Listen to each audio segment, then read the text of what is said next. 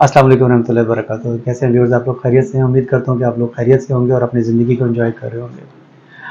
मुझे बड़ी तकलीफ़ होती है उस वक़्त जब मैं देखता हूँ, मैंने अक्सर व्लॉग्स में ये बात की है कि हम लोगों ने ये पैगम्बरी शोबा जो मेडिकल का है, इसको हम लोगों ने बिज़नेस बना लिया है और ये बहुत गलत चीज़ है। मैंने बहुत ज़्यादा जो स्किन स्पेशलिस्ट हैं, उनमें देखा है मैंने, उन्होंने एक अजीब तरीका बनाया हुआ है। छोटी-सी प्रॉब्लम है, एक्ने है चेहरे के ऊपर, बच्चियाँ, लड़कियाँ बेचारी बहुत कॉन्शियस होती हैं, उनके चेहरे पे एक्ने है और वो अपनी एक्ने के लिए कभी लेज़र करवा रही हैं, कभी कुछ करवा रहे हैं, कभी कुछ करवा रहे हैं और हल्का-सा चेहरे पे दाग है, निशान है। हम लोग हर एक चीज़ को ब्यूटिफिकेशन के पॉइंट ऑफ व्यू से लेते हैं और ये लोग हम लोग ब्यूटिफिकेशन को जब हम लोग कॉन्शियस होते हैं, तो वो लोग आपकी इस कॉन्शियसनेस से फ़ायदा उठाते हैं।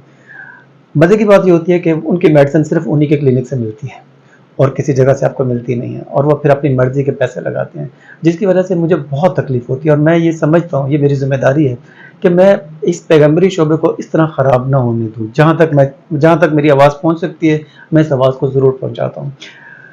अगर आपके चेहरे पे दाने बन गए हुए हैं, आपके चेहरे पे बाल आ गए हुए हैं, आपके चेहरे पे रंगत जो है वो तब्दील होना शुरू हो गई है या पैचेज़ आना शुरू हो गए हैं, वो वाइट भी हो सकते हैं, ब्लैक भी हो सकते हैं, सुरमई रंग के भी हो सकते हैं। अगर आपकी स्किन ख़राब होना शुरू हो गई है, तो मैं आपको एक मशवरा दूँगा कि आप एक अपने करीबी किसी अच्छे होम्योपैथिक डॉक्टर को ज़रूर चेक करवाएँ।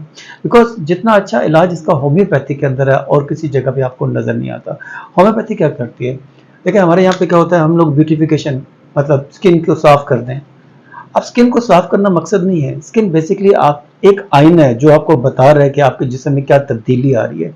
अगर खुदा ना खास्ता किसी के मैदे में खराबी आ रही है, तो उसके मैदे की वजह से उसके चेहरे के ऊपर निशान आना शुरू हो गए हैं।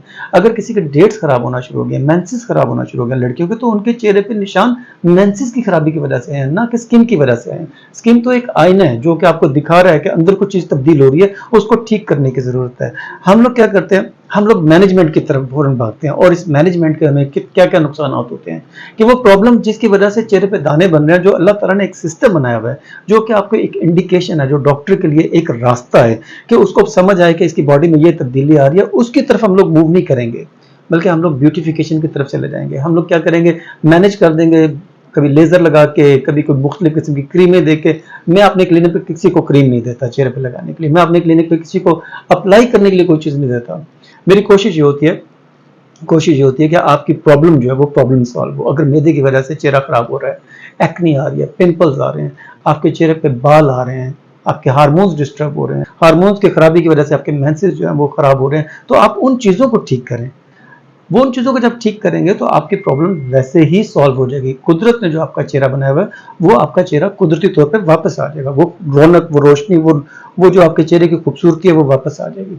अच्छा, यहाँ पे एक चीज़ मैं बताता चलूँ, तो मुझे बार-बार कहा जाता है कि मेडिसिन ज़रूर बताया करें। बहुत सारे डॉक्टर्स हैं जो कि इस चैनल को देखते हैं, वो मुझे कहते हैं कि आप सर मेडिसिन ज़रूर बताया करें, अपने एक्सपीरियंस को ज़रूर यहाँ पे शेयर किया करें। तो जिन लोगों के चेहरे पे, जिन बच्चियों के चेहरे पे, छोटी बच्चियों के चेहरे पे जिनके दाने बनते हैं और वो दाने इस तरह के होते हैं कि उनमें बाज़ औक़ात पस पड़ना शुरू हो जाती है, बहुत तकलीफ तो होती है। आप लोगों को एक मशवरा मैं ज़रूर दूँगा मेडिसिन बताने से पहले कि आपने उन दानों को आप छीलें नहीं, उन दानों को अपने नाख़ून ना लगाइएगा, क्योंकि कुदरत ने जो दाने बनाए हुए हैं वो ठीक हो सकते हैं, लेकिन जो आप छील देंगे, वहाँ पे जो गड़ा बनेगा वो सारी ज़िंदगी के लिए रह जाएगा। तो मैं आपको मशवरा ये दूँगा कि नाख़ून का इस्तेमाल बिल्कुल मत करिएगा। और विटामिन डी, अब विटामिन डी एक ऐसी चीज़ है जो कि आपको खूबसूरत बनाएगी, जो कि आपको फ्रेश रखेगी, जो कि आपको हेल्दी रखेगी, आपकी इम्यूनिटी को स्ट्रॉन्ग करेगी। विटामिन डी को कैसे करें? मेडिसिन की तरफ मैं जाऊँगा, लेकिन उससे पहले मैं आपको एक चीज़ बता दूँ जो आपके चेहरे को बिल्कुल फ्रेश कर देगी। वो ये है कि आप विटामिन डी रिच सोर्स क्या है? नेचर का रिच सोर्स क्या है? नेचर ने हमें दी है विटामिन डी।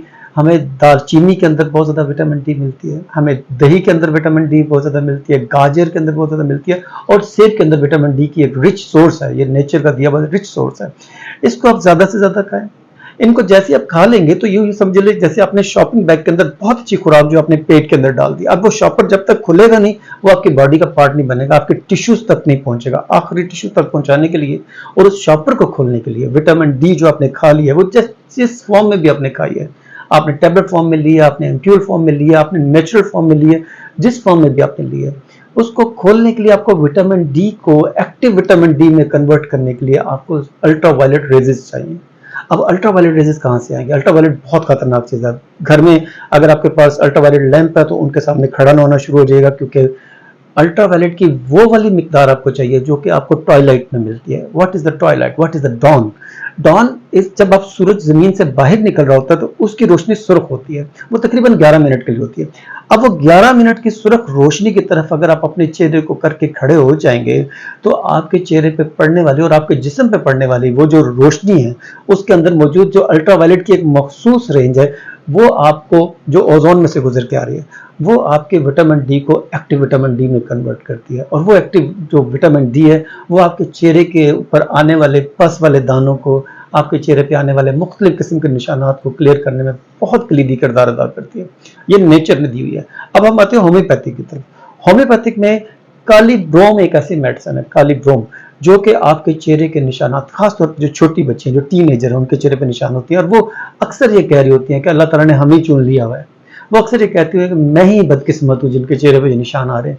काली ब्रोम अगर वो ले लेंगी तो इंशाल्लाह उनका चेहरा बिल्कुल साफ हो जाएगा। इसी तरह कुछ लड़कियां जो कि अपने रंग की वजह से बड़ी कॉन्शियस होती हैं, उनका रंग जो है वो सांवला होता है और उनके चेहरे पे निशान आना शुरू हो जाते हैं, तो बर्बरस एक्फोलियम अगर 10 कतरे आधा कप पानी में डाल के पी लेंगे तो आपका मसला क्लियर हो जाएगा। तीसरे नंबर पे जो कैटेगरी आती है लड़कियों की, वो वाली आती है जिसमें लड़कियां कहती हैं कि लोग देखने वाले मुझे क्या कहेंगे, देखने वाले लोग मुझे क्या कहेंगे। तो कलकरिया सल्फ उनके लिए मेडिसिन होती है जिनके दानों के अंदर पस आ जाती है। I hope you will enjoy it. अस्सलाम वालेकुम।